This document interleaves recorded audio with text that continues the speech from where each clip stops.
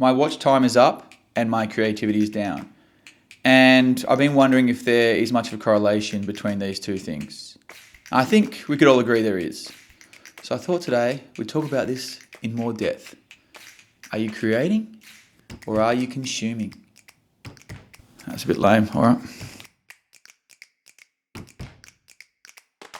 All right, so I saw this video from Joe Dispenza. I'm not necessarily the biggest fan, but he did say something that resonated with me. He asked the question, are you actively creating a life you want, or are you letting life come to you? To remember that they're the creators of their lives instead of the victim of their lives. So I guess, for example, you could be sitting there spending hours watching reels, annoyed that your YouTube channel isn't growing, while you're not actually putting time into your YouTube channel, which is me.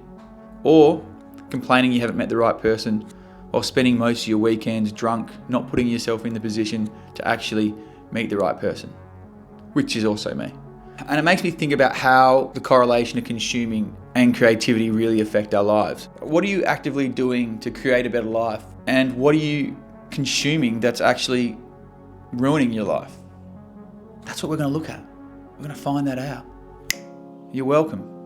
And while the obvious perpetrators of this overconsumption is the mindless scrolling on social media platforms of miniature wrestlers and quote-unquote fitness influencers, our consumption habits can go a lot deeper than that, including excessive drinking, porn, and even music. You get up, watch some reels, leave the house and plug in some music, fuck around at work all day, get home, more reels, movie, then bed, with some more reels. Are you not entertained? Are you not entertained? Some of us are consuming nearly every waking minute, even when we're away from our screens, doing something positive like exercising. Our ears are plugged into some crime podcast or listening to some hits from Australian sweetheart Nikki Webster. And with all this consumption, there's little time left to create, from learning an instrument to impress babes, building ugly furniture from pallet wood, or, in my case, creating videos for YouTube. I've always wanted to learn piano. Here's one right here. I never really have. Rather than spending those hours each night on Reels and YouTube, I could have been learning this bad boy. I could be a Mozart by now. I could have created a life where I was a musician or I played music, rather than just sitting there reacting to social media, which I'm sure in the long run would have greatly improved my life. But I didn't.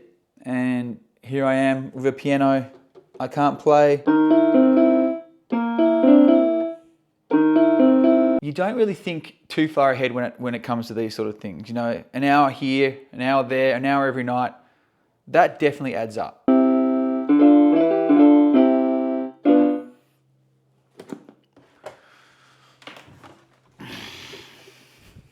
So why don't we create more?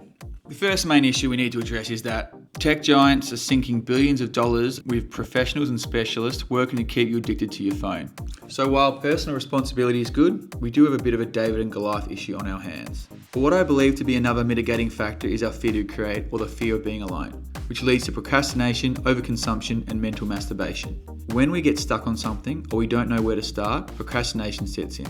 I do it all the time. When I'm writing scripts for videos, work for 10 minutes, get stuck, get the phone up for a bit, fuck it, and then try again. Repeating this through the whole process, wasting a lot of time. What do you say? What do you say? And then we have mental masturbation, where instead of starting something, we just continuously watch content on that idea, fearing that we're never ready to start. Or the big one, we've lost our relationship with silence, and we've become so fearful of any sign of it. Here we are, a week later, still editing. Not really taking much advice from this video, am I? I wanted to talk about that last point of our relationship with silence. And I find it interesting because I thought I was happy with silence. I like meditation, I like being by myself, but I've been working from home the last few weeks and I'm not as comfortable with it as I thought. And I don't know if it's the thought of being alone or it's that lack of consistent stimulation that we get from consumption. You know, like I used to have people around me talking and now I don't. And now I'm, you know, my watch time's up and I'm like, fuck. I'm really not sure what the solution is. But what I do think is important is taking little steps towards improving things. So before, when I was talking about wanting to play piano, I could improve that by just playing a couple of minutes a day and then building that skill or building the ability to be alone. You know, if you struggle to sit still or focus for an hour, do 10 minutes and build up. So I think it's maybe being conscious of the problem and then slowly rebuilding it. You know, like you wouldn't go out and run a marathon without any training. And so don't expect to sit there by the computer for 4 hours straight or be able to sit alone all day. Maybe it's about building those habits slowly, being conscious of the problem and then building the habits up.